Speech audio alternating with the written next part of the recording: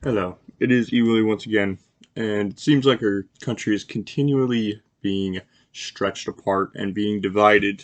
For what purpose? I do not know. But we have states trying to secede, authoritarianism is on the rise, and it doesn't look like it's getting much better anytime soon.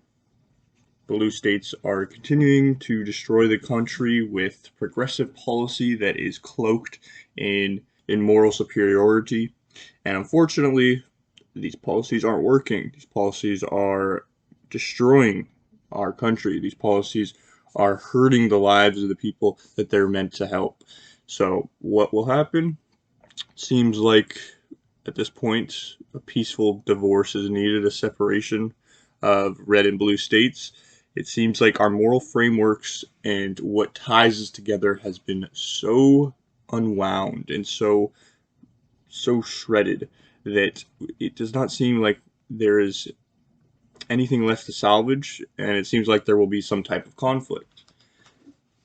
And what is arising out of this chaos? There are predators who are looking to use these times of uncertainty to grab as much authority and resources for themselves. And red states just aren't having it, man. We're starting to see people fight back. We're starting to see people actually stand up for themselves and stand up for what they believe in. And I want to show you this first article. 7 pro-Trump counties vote to secede from Oregon and join Idaho. 5 Oregon counties voted in favor of leaving the state in elections Tuesday, becoming the latest to join an effort to move to Idaho. The proposal, which was pushed by the Moves Oregon's border for a greater Idaho, would be a step towards Idaho taking over roughly 3/4 of Oregon's land. Tuesday's ballot measure was the first step to have local officials consider the move, with 3 counties mandating regular meetings to discuss the implications.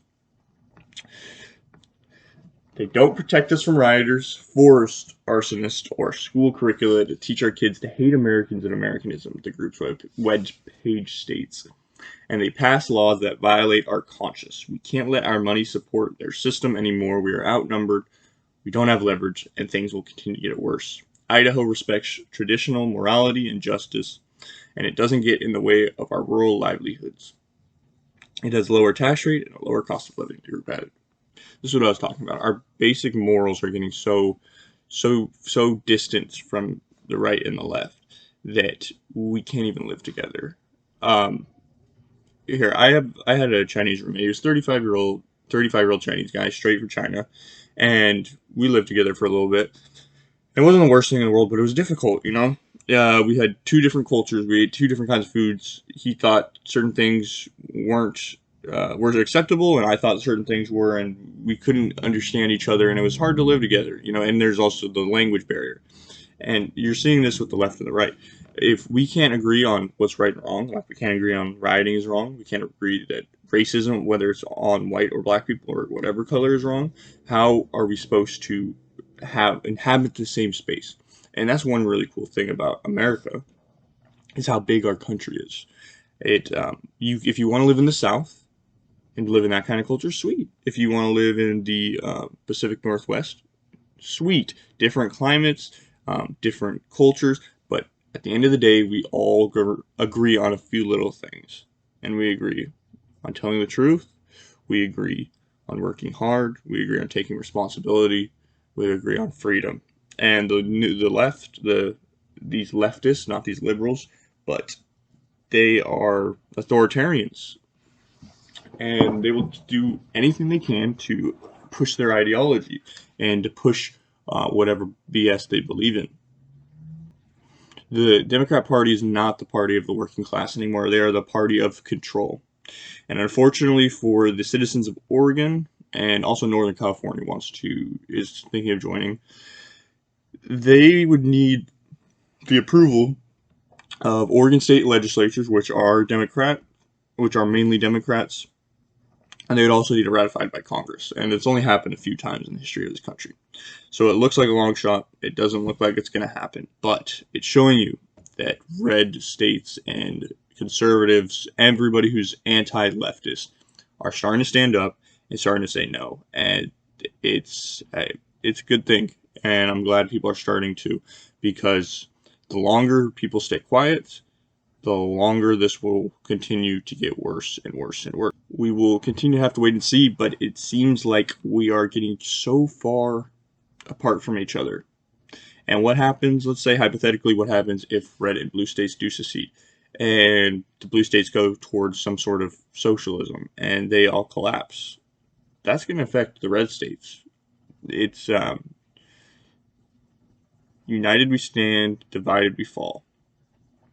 And I don't think seceding is the right course of action, but it doesn't seem like we have any other better hope.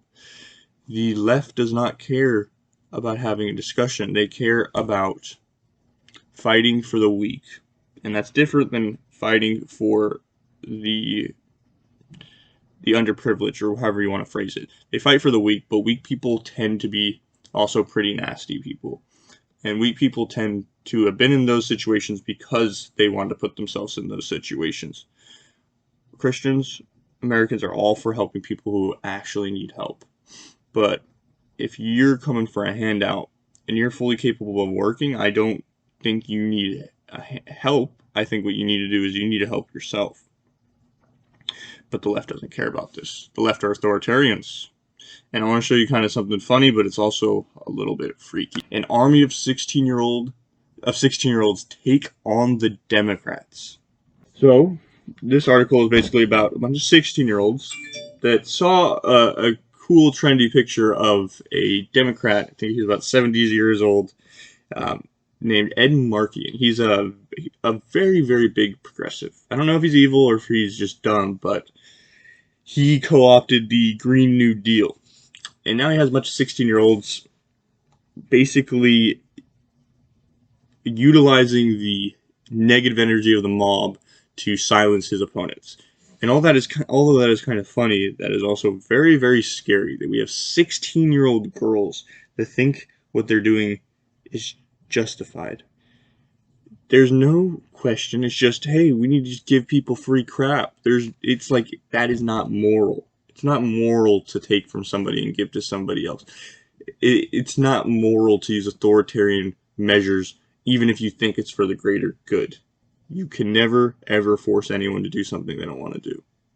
They're naive, they're idealistic, and there are no adults to tell them, hey, this is not the way you do things in this country, because we allow women to get away with so much, and nobody, and like, I don't blame them.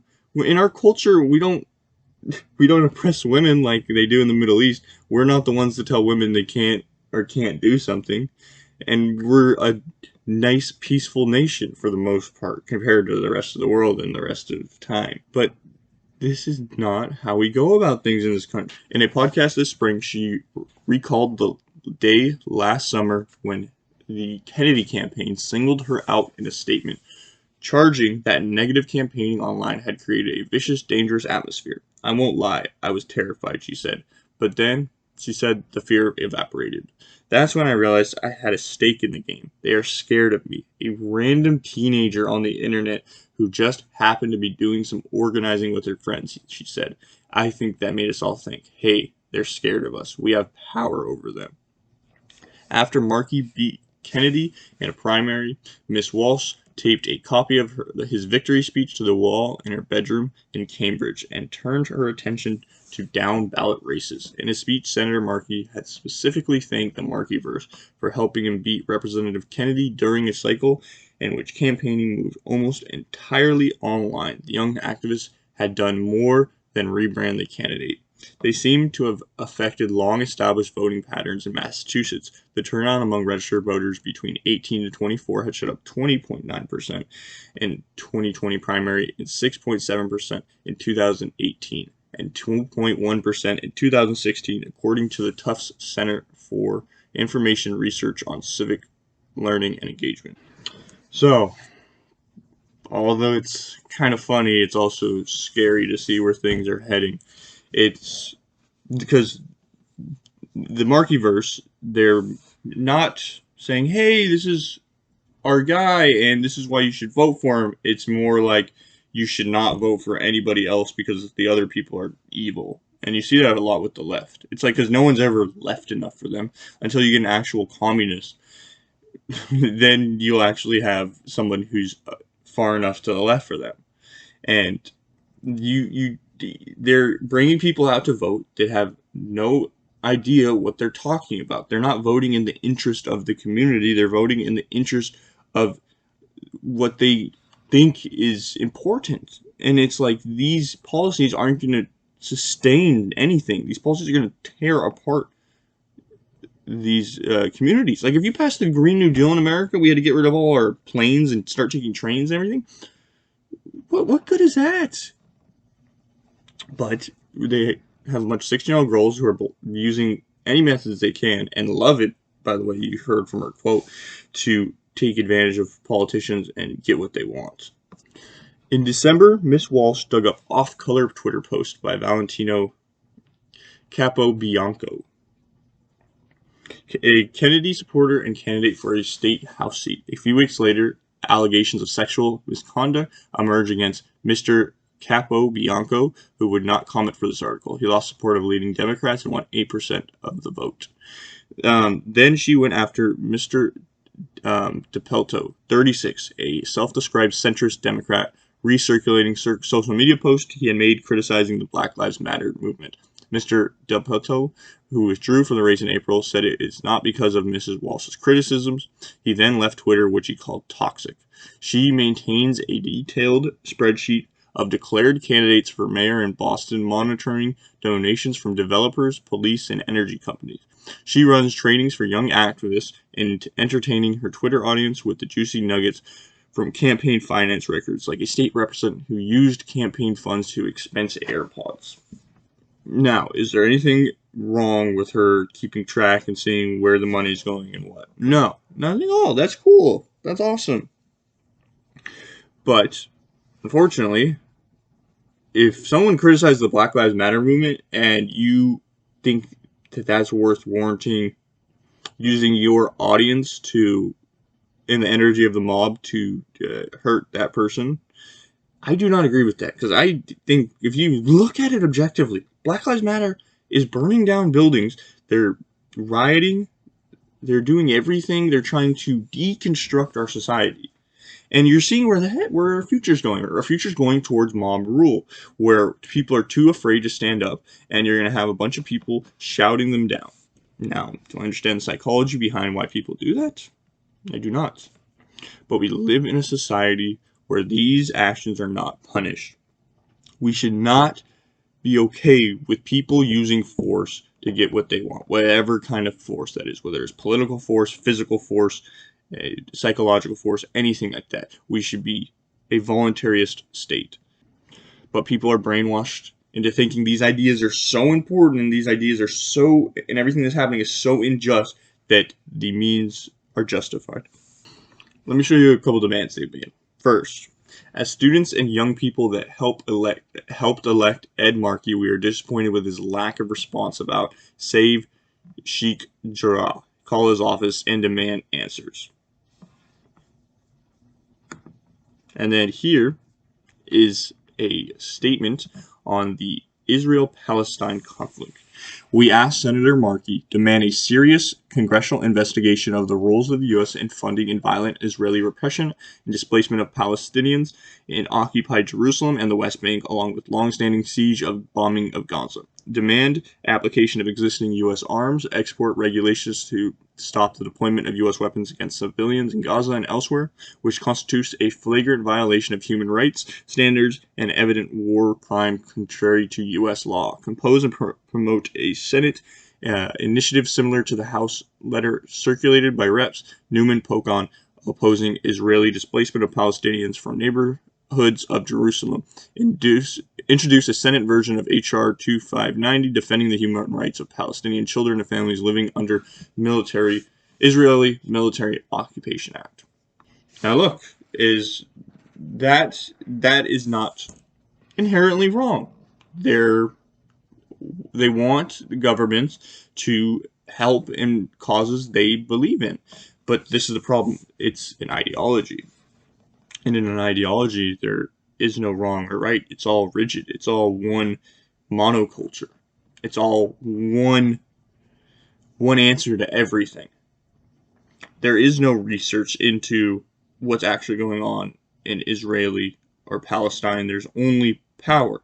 There's only one group oppressing the other group, and it is their job, these leftists, to help the group that is being oppressed. But it doesn't matter what the context is. It doesn't matter what has happened besides that.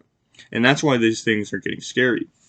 They don't know anything about who they're supporting or what they're supporting. All they know is they're supporting an ideology that is spreading like a disease in our country. The Markiverse, though, has recently taken up. I need to explain. Basically, the Markiverse is a bunch of girls on Twitter who like this politician and post memes and are trying to get him elected because they like how progressive he is. The latest person that they've started endorsing is a lady by the name of Michelle Wu. She's running for mayor in Boston. And normally that wouldn't, not that big a deal. So Progress is running for mayor in Boston. But what I want to show is demonstrate that these politicians in these blue states are going to continually get more and more radical.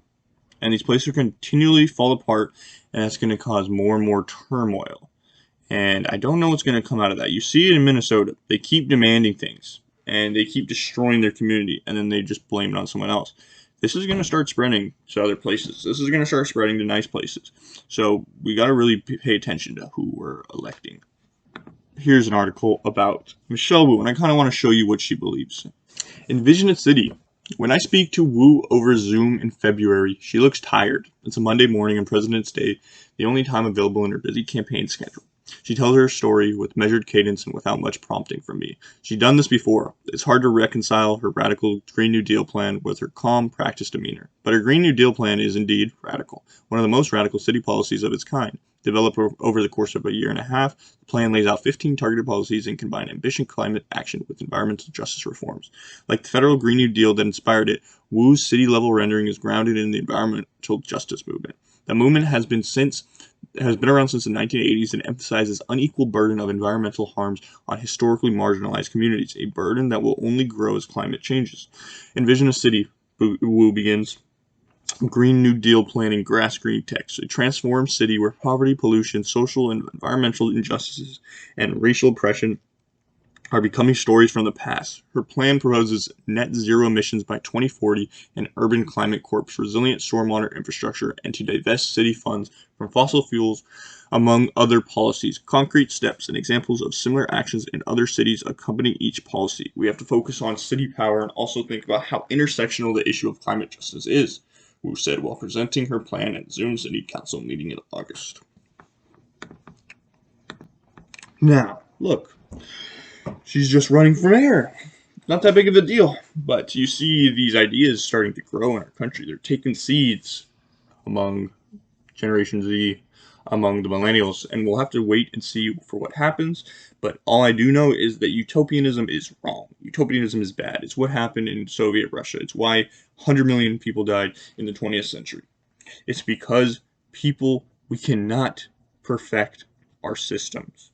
We cannot. All we can kind of do is hope for the best and give as much responsibility to the individual as possible and hope it works out. And it has been working out for a couple thousand years. So I really hope this gets nipped in the bud soon, but I don't see it slowing down.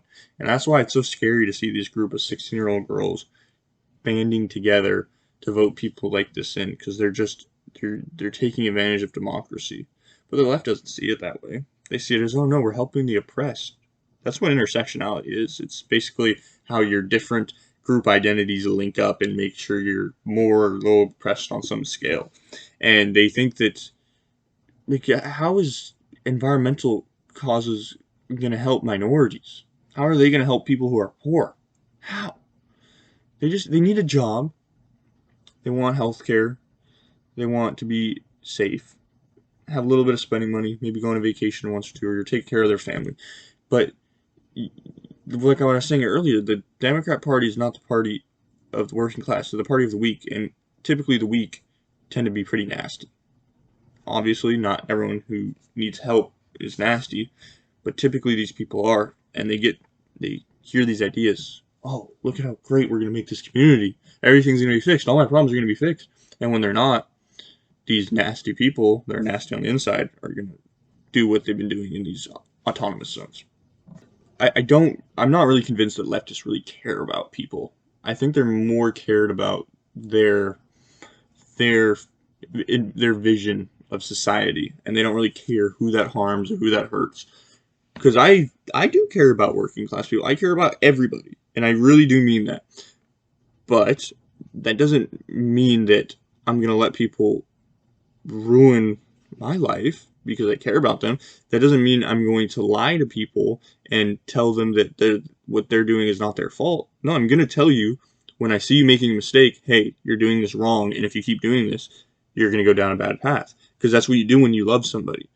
That's why your parents let you leave the house when they love you, because they want you to move on. They want you to grow, and they understand what it takes for you to grow. The mom who keeps her son with him for an extra 5, 10 years after he is supposed to grow up does not truly love her son. She loves herself more, and she's scared of losing him. I just don't. I really, really don't see these blue states changing their mind. I don't think these politicians care about people. I think they're narcissists, and I think they hate life. And I think they hate seeing people enjoy life, and they want to destroy it for those people. It's life ain't easy, man. Life is real hard. I'm only 22, and I'm discovering this. I've been discovering this for the last 4 years, and I've been struggling, man, trying to get my bearings in this world, and it's hard. And every day you got to get up. Every day you got to work. Every day you got to do something to plan for the future, or you can just piss off and blame everyone else in 10 years. You gotta. It's really hard. It's not easy, and I do think we're expecting women to do the same things as men, and I don't think women are naturally predisposed to be able to take the type of suffering men are. And so I think that's why you see a lot of these ideas coming out from women, because they see all this awful stuff and they can't, especially younger women, they can't really wrap their heads around it. Just that's just life. That's just what it is, and it's nobody's fault. It's just the best you can hope for is giving as much responsibility to the individual and hoping they can succeed. But the left does not seem to learn. They don't seem to understand that the fault relies on the individual, not on some imaginary collective, not on some cabal. It's on the individual. But they don't understand that, and you see that most with the police stuff, defunding the police. They're like every cop is bad. It's like the whole system is bad. You got to get rid of everything. All right, fine. Got to get rid of everything. Make sure everyone has a gun too. And what are you going to do about kids? What are you going to do about single women when there's no police force? What are you going to do about the people who actually need the police? I don't know. Then yeah, let's arm everyone. I am a constitutional absolutist. I think everything in the Constitution should be taken as radically towards the side of the Constitution as possible. Because I think as soon as you let a little right go away, then they all start to fall and slowly, slowly disintegrate. I want to show you this, show you how authoritarianism is on the rise and how these leftist politicians are continually to get elected. More police doesn't prevent crime. Mayor of America's most murderous city vows to shut notorious prison and defund police.